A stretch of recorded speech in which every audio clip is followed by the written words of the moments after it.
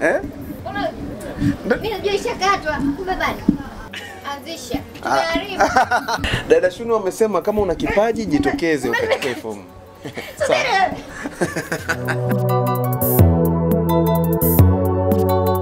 Bana, tunaendelea na tuko mtaani tena, tunaendelea japo kijua ni kikali na swaumu ndo inasema inazidi kuwa kali, lakini tumefika dukani kwa dada yetu mzuri hapa. Kwa hiyo tukasema tupige naye story, atatuambia jina lake, lakini pia akasema ana jambo la kuambia wale wenye vipaji vya kuchekesha. Dada, habari? Salama. Unaitwa nani? Kwa jina naitwa Shunu kutoka Korogwe, Tanga. Ndio.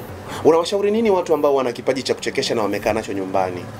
Mimi nawashauri kama wana kipaji wajitokeze wakachukue fomu.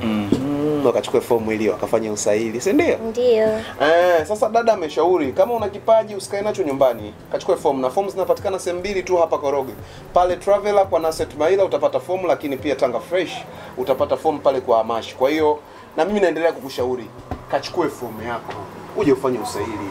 Uweze kujua kipaji ulichokuwa nacho kikawa ajira yako. Shunwe, mimi nikutakie somo njema ise. Haya, asante. Ila muda ushaenda, usijali, utafuturu muda sio mrefu. Kabisa.